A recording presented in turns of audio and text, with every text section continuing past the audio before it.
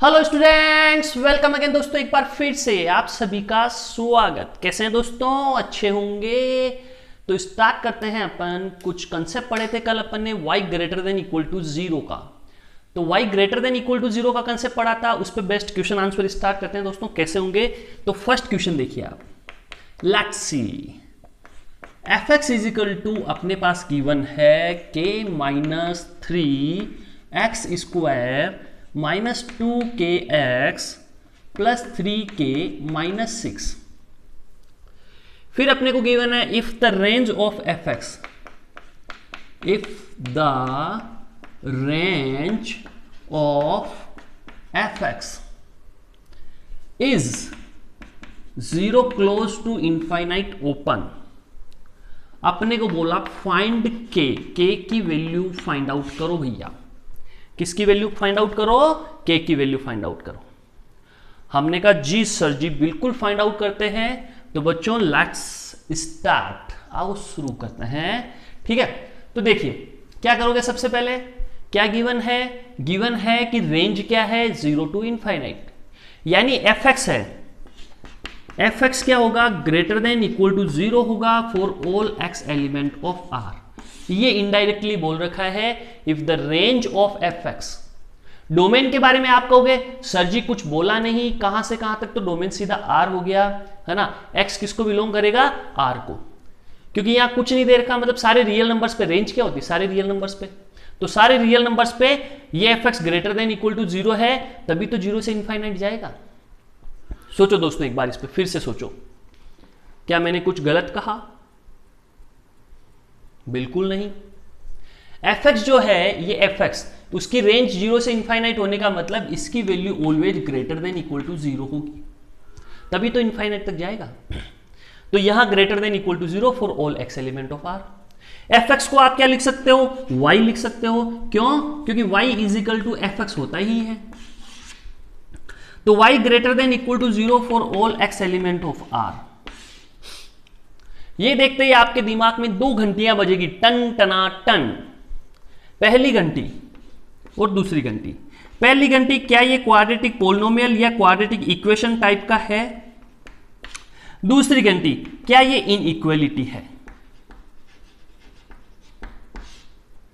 दिमाग कहेगा भैया क्वाड्रेटिक इक्वेशन या क्वाड्रेटिक पोलिनोमियल कब होता था? जब क्वेश्चन में या तो क्वाड्रेटिक इक्वेशन गिवन हो या क्वाड्रेटिक पोलिनोमियल गिवन हो या रेंज का कहीं पे भी जिक्र किया गया हो, रेंज के बारे में डिस्कशन किया गया हो।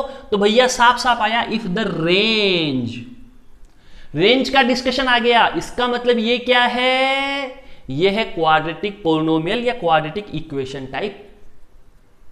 आप कहोगे जी सर, और उस कंडीशन में डी क्या लगता था? यहां पे डी क्या होता था? डी होता था इक्वल टू 0, और इनइक्वालिटी में डी क्या होता था? Less than equal to 0। तो यहां तक की बच्चों आपको कहानी समझ में आ गई होगी। तो आगे बढ़ते हैं। तो कौन सी वैल्यू लगेगी? डी इक्वल टू 0 लगेगी। एंड साथ में सेकंड कंडीशन क्या लगेगी कि ये ग्राफ कैसा होना चाहिए? Greater than equal to 0। तो कैसा बनेगा? पैराबोला ऐसा बनेगा, तभी तो ग्रेटर देन इक्वल टू 0 होगा। पैराबोला ऐसा बनेगा तभी ग्रेटर देन इक्वल टू 0 होगा। अगर ऐसा बनाते तो क्या होता? y less than equal to 0 होता। यहां y greater than equal to 0 है। एक ही ग्राफ क्यों आया? क्योंकि क्वाड्रेटिक इक्वेशन या क्वाड्रेटिक पोलिनोमियल टाइप का है तो सिंगल ग्राफ आएगा और d equal to 0। Parabola upward है तो चाय का ग्लास सीधा है, तो a क्या होगा? a होगा ग्रेटर देन 0। और दोनों कंडीशन का क्या ले लो? इंटरसेक्शन। क्यों? क्योंकि दोनों कंडीशन एक साथ सेटिस्फाई होनी चाहिए। तो d इक्वल टू 0 कीजिए। तो d क्या होता है? b square minus 4ac। तो b स्क्वायर, तो ये माइनस 2k का होल स्क्वायर, ये b स्क्वायर माइनस 4 a क्या हो गया? k माइनस 3 एंड c क्या हो गया? 3k minus 6। 3 कॉमन ले लो यहां पे, तो 3 कॉमन ले लो, तो ये क्या हो जाएगा? चलो मैं इसको तो गायब भी कर देता हूं, इसका तो कोई सेंस ही नहीं बनता। बीच में भी आ रहा है ना, जबरदस्ती बीच में आ रहा है। मतलब बताओ आप, है दादागिरी देखो इसकी आप। k माइनस 3, देखो बी स्क्वायर माइनस 4a, ए ये हो गया और c क्या हो गया 3k माइनस 6, तो 3 कॉमन ले लें तो k माइनस 2, 3 कॉमन ले लो तो k माइनस 2, ये क्या हो गया equal to 0, b equal to 0, तो B square minus 4ac equal to 0। यहां से देखो क्या होगा 4k स्क्वायर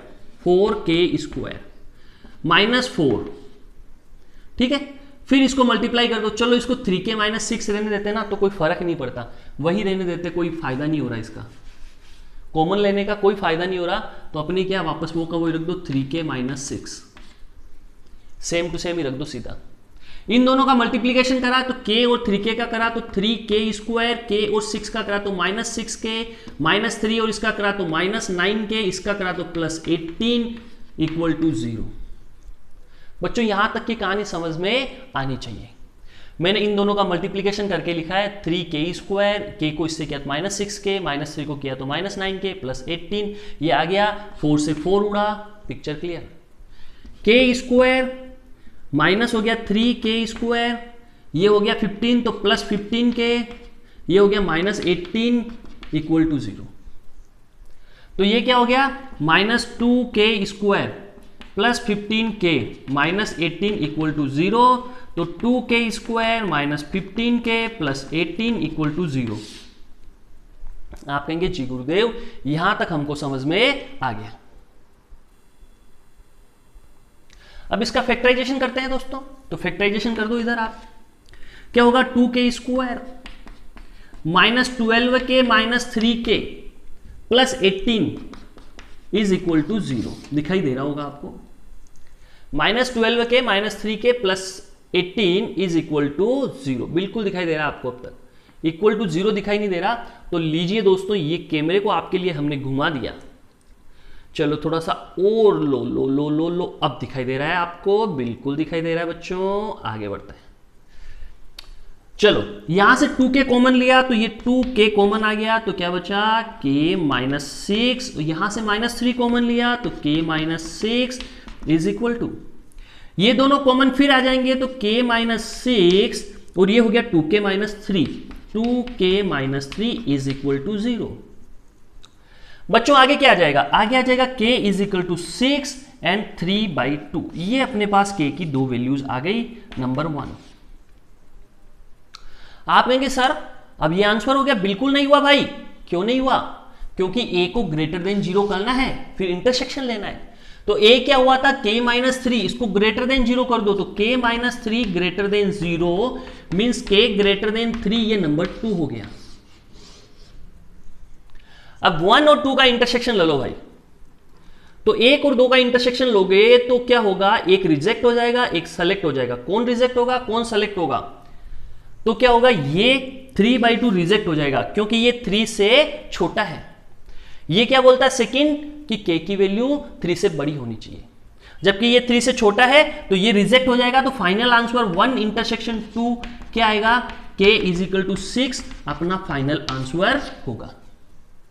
दोस्तों k इज इक्वल टू 6 अपना फाइनल आंसर होगा, बिल्कुल दिखाई दे रहा है आपको, बिल्कुल अपन है ना ग्रीन बोर्ड की जड़ों में पहुंच चुके हैं बिल्कुल, तो k इज इक्वल टू 6 अपना आंसर होगा। तो दोस्तों ये आपको समझ में आया होगा, इसे नोट डाउन करें फिर आगे बढ़ते हैं। सो लेट्स सी बच्चों, नेक्स्ट क्वेश्चन करते हैं, if both the roots of the quadratic equation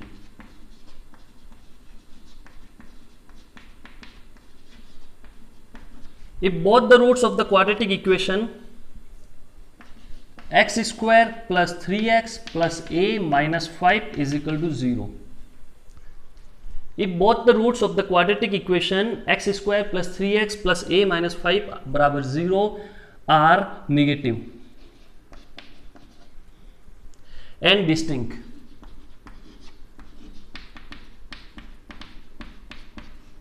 negative and distinct, find the sum of all integral values of a, find the sum of all integral values of a।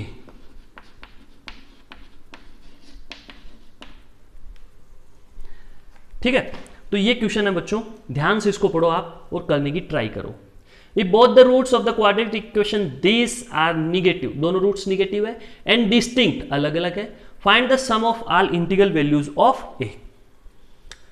तो दोस्तों एक बार try कीजिए आप, कौन कौन कर पाता देखें, है ना, कौन कौन कर पाता है। बहुत ही आसान क्वेश्चन है, मैं तो अभी कर दूंगा, आप ट्राई कीजिए कौन कौन कर पाता है, उसके बाद अपने सॉल्यूशन मैच करना कि कौन कौन सॉल्यूशन निकाल पाता है। चलो स्टार्ट कीजिए, लेट्स स्टार्ट।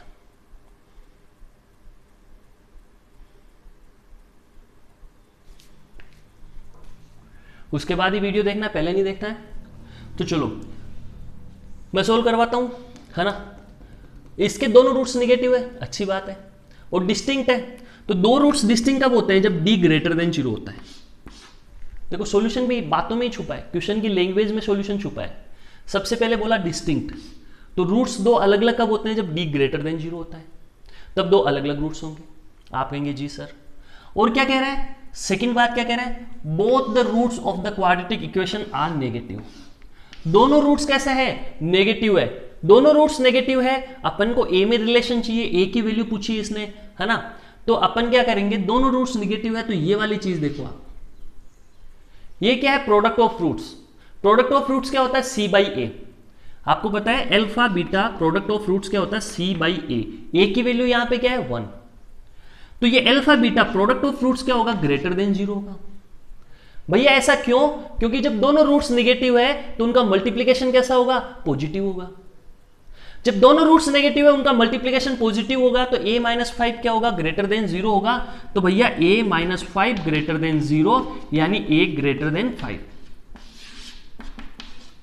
Picture clear. अब b ग्रेटर देन 0 है तो क्या होगा, b square minus 4ac greater than 0। तो b स्क्वायर, b क्या हो गया 3, इसका स्क्वायर किया तो 9 माइनस b हो गया 3, a b c, b square 3 हो गया माइनस 4, a की वैल्यू यहां पे 1 है 1, एंड c की वैल्यू a माइनस 5 है, ग्रेटर देन 0। पिक्चर क्लियर, आगे बढ़ो। 9 minus 4a plus 20 greater than 0, ये 4a उधर गया तो 4a लेस देन 29, तो a less than 29 upon 4, a less than 29 upon 4। ये हुआ बच्चों, ये पिक्चर क्लियर हो जानी चाहिए सबके। तो दो कंडीशन आई अपने पास कि a 5 से बड़ा है और 29/4 से छोटा है, तो 1 इंटरसेक्शन 2 करोगे दोस्तों। अब ये बहुत आसान है, फिर भी किसी बच्चे को दिक्कत आए कि भाई मेरे को तो समझ में नहीं आ रहा सर, कैसे इंटरसेक्शन लेना है ना। तो सिंपल तरीका, एक लाइन खींचो, उस पर 5 लिखो, ये 5। ए क्या है, 5 से बड़ा, तो बड़े नंबर से इधर होते हैं उधर, तो लो ऐसे लाइन। इक्वल का साइन नहीं है तो यहां ओपन सर्कल। फिर ये पकड़ो 29/4, 29/4 कहां होता है सोचो, 5 से तो बड़ा ही होता है, बिल्कुल होता है, तो यहां होगा कुछ। अब 29/4 से छोटे नंबर्स है, छोटे नंबर्स कितने होंगे, इधर होंगे। ओपन सर्कल, बिल्कुल ओपन। क्यों आया ओपन, ओपन इसलिए आया क्योंकि यहां पे क्या इक्वल का साइन नहीं है। अब इन दोनों में इंटरसेक्शन लेना है, मतलब कॉमन पार्ट्स कौन सा है, तो देखो आप, कॉमन पार्ट्स केवल ये वाला है, 5 से 29/4। यहां पे भी ओपन, यहां पे भी ओपन, तो यहां पे ओपन है, यहां पे क्लोज है, इंटरसेक्शन ओपन, ओपन यहां क्लोज, इंटरसेक्शन ओपन। तो अपना सॉल्यूशन क्या आएगा, 5 ओपन से 29/4 ओपन। अब 29/4 क्या होता है, 7 पॉइंट समथिंग होता है। तो 5 और 29/4 के बीच, 7 पॉइंट समथिंग के बीच में कौन कौन से नंबर आएंगे सोचे।